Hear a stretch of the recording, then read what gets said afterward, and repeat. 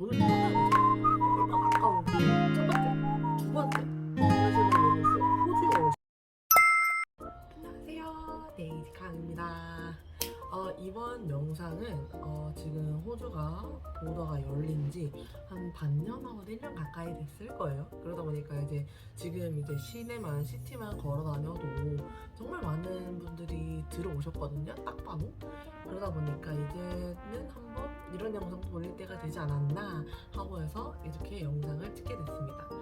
영상을 시작하기에 앞서 제 소개를 잠깐 하자면, 저는 현재 호주에 온 지 횟수로는 5년 차고요. 저는 모올도 있고요, 학생 비자도 있고요. 지금은 현재 코비드 비자라고 지금 템포러리 비자가 하나 있는데 그걸로 지금 현재 지내고 있는 상황입니다. 제가 겪었던 경험들을 위주로 해서 말씀을 드리면 어떨까 해서 이렇게 영상을 찍게 됐습니다. 그러면 제가 가볼까요?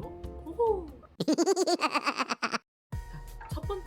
첫 번째로는 저는 이제 준비 과정을 얘기를 해드리고 싶어요. 이제 처음에 호주 5를 선택을 했고 이제 올 건데 뭘 어떻게 싸가야 되냐. 왜냐면 이제 짐을 너무 많이 들고 가자니 그 수화물 무게가 초과가 되면 돈을 더 내야 되잖아요. 돈가 얼마나 아까워 그거.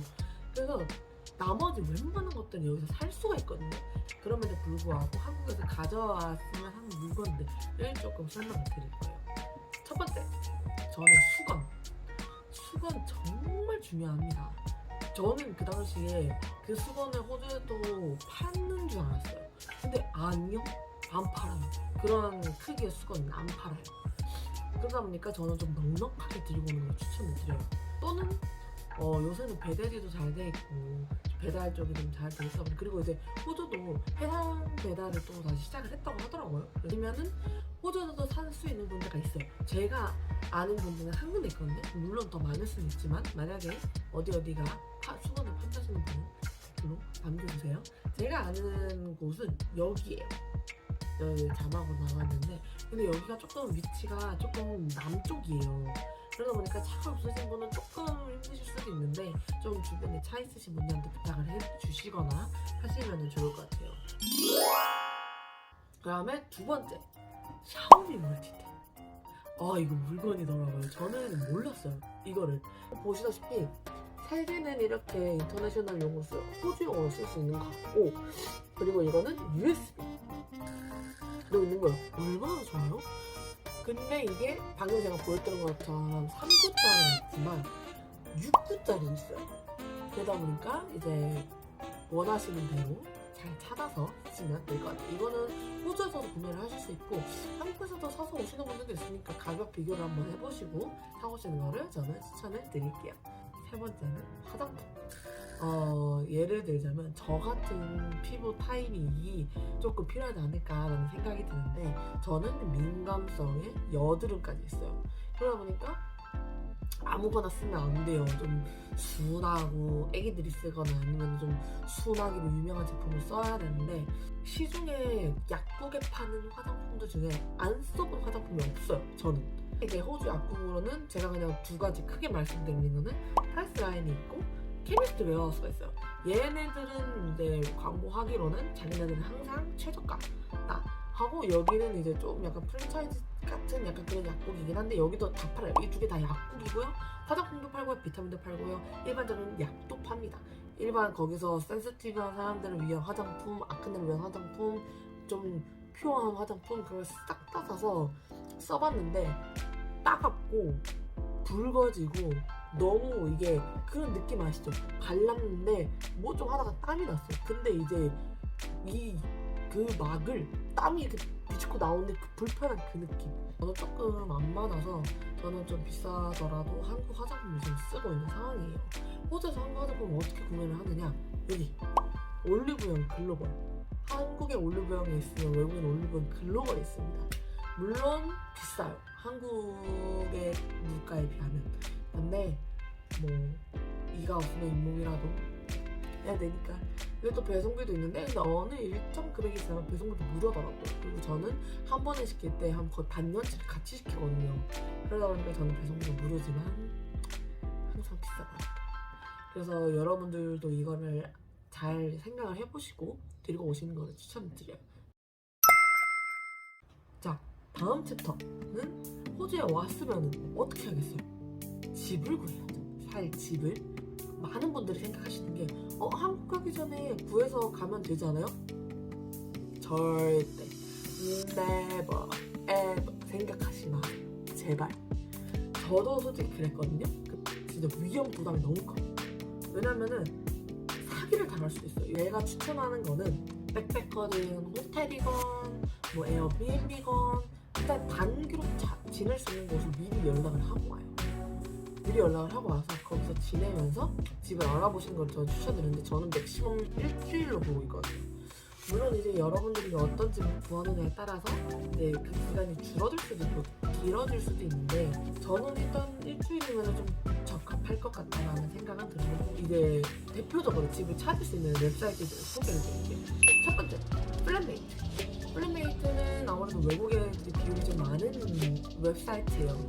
물론 여기서도 이제 집을 찾을 수도 있고 이제 이름 자체도 플랫메이트. 딱 쉐어생을 구하는 사람이고 아니면은 자기가 방을 하나 렌트를 했는데 자기랑 같이 살 쉐어메이트를 구한다. 그러니까 방을 2인 2명이서 같이 방을 쓸 사람 구한다고 이렇게 올린 사람도 있어서 잘 보시고 잘 그거를 해보시는 걸 추천드리고 두 번째, 껌트비. 껌트비도 플랫메이트처럼 외국인들이 좀 비중이 많은 그거예요. 그러다 보니까 이제 여기도 플랫메이트랑 같이 뭐 방을 렌트를 하시는 분이 있어요. 그 다음에 세 번째, 썬브리즈번. 브리즈번에서 집을 제일 많이 구하시는 분들이 쓰시는 이제 한인 이제 웹사이트죠. 썬 퀸즐랜드도 있거든요. 그거는 아마 선샤인코스트, 카블처, 번바버그 약간 좀 외곽적 있잖아요. 그런 분들이 좀 많이 쓰시는 것 같더라고요. 근데 한 번씩 종류는 썬 브리즈번도 올라오긴 하니까 외곽적 분들은 썬 퀸즐랜드도 한번 확인해 보시고 그냥 일반 브리즈번 내에서 차로 한 30분, 1시간 이렇게 가실 분들은 썬브리즈번도 괜찮은데 뭐 그냥 좀 불안하신 분들은 두 개 다 확인해 보시는 것도 나쁘지는 않을 것 같아요. 그 다음에 일들. 첫 번째, 집을 일단 봤어요. 연락을 하겠죠? 이제 거기서 기본적으로 물어보거든요. 저는 솔직히 이걸 신경을 안 쓰지만 제 주변에는 좀 신경을 쓰시는 분들이 많으시더라고요. 첫 번째, 성비, 비율. 남자, 여자의 비율. 저는 솔직히 남자들만 있는 집에서도 잘 살 수 있고 여자들만 있는 집에서 잘 살 수 있지만 그거는 조금 걱정되시는 분은 그것도 좀 여쭤보시고 그리고 두 번째, 몇 명이서 그 집을 쓰는 예를 들어서 예전에 제가 살던 집을 리모델링을 했더라고요. 그래서 방이 한 7개 정도 됐을 거예요. 근데 화장실 2개. 그러다 보니까 그거를 이제 7명에서 나눠 써야 되는 화장실인데 그것도 좀 잘 확인을 해보세요. 저처럼 그런 식으로 하는 걸 싫으시면. 저는 개인적으로 방이 많으면 3명에서 4명까지는 오케이. 보통은 마스터룸이라고 화장실이 딸린 방이 있어요. 그거는 이제 제외를 하고 그러면 방이 총 4개면 3개잖아요. 그러면 3명이서 방 하나를 쓰는 거는 오케이. 근데 그 안에 3개 중에서 2개 방이 만약 커플이야. 그러면 거기에 배가 4명이잖아요. 잘 보면 5명. 5명 화장실 하나? 절대 네버. 저는 절대 싫어요. 그래서 저는 무조건 화장실 2명 내지 3명. 거기까지는 오케이지만 그 이상으로는 저도 정말 싫어합니다. 그래서 그런 거를 따지시는 분들이시라면 그것도 좀 사전에 연락을 해서 미리미리 방지를 하시는 게 좋아요. 왜냐면은 그 다음으로 제가 말씀드리는 건 인스펙션인데 인스펙션은 본인이 직접 그 집을 가서 들어가기 전에 확인을 하는 작업이에요. 근데 그거를 아예 안 하고 인스펙션을 가봐. 그러면 이미 그 문자 내용에서 그 집을 거를 수 있고 그 집을 인스펙션 갈 시간에 다른 집 인스펙션을 갈 수 있는데 시간 낭비하는 거잖아요. 그러니까 그런 것들 좀 미리미리 여쭤보시면서 하시는 거를 저는 추천을 드려요. 그 다음에 세 번째, 방금 제가 말씀드렸던 인스펙션. 사진으로 봐도 괜찮아. 연락으로 받았는데도 집이 몇 명밖에 안 되고 성비 비율도 괜찮아. 제가 또 괜찮은 집에 갔어요.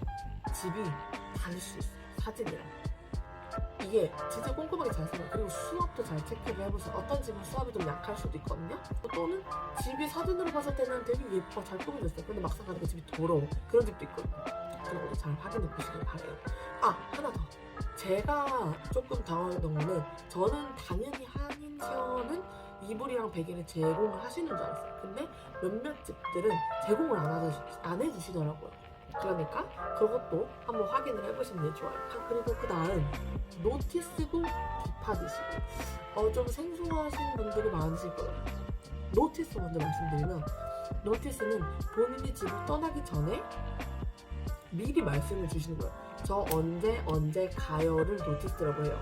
근데 이게 집집마다 다 달라요. 어떤 집은 2주 노티스라고 얘기를 하시고 어떤 집은 4주 노티스라고 얘기를 하시고 그 말은 즉슨 2주면은 본인이 나가기 2주 전에 말씀을 드려야 하고 또는 4주 전에 말씀을 드려야 되는 게 그게 노티스예요. 그거는 이제 광고 보시면 그 밑쪽에 아마 많이 노티스 되고 2주 노티스, 2주 디파짓 또는 4주 노티스, 4주 디파짓 이렇게 하는 거고 디파짓이 뭐냐?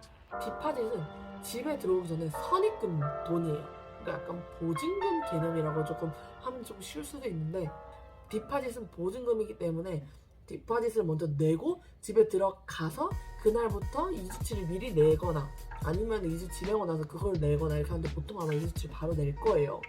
그러니까 그거랑 집값은 따로라고 보시면 돼요. 근데 간혹가다가 4주 디파짓을 요구하시는 분들도 계시거든요.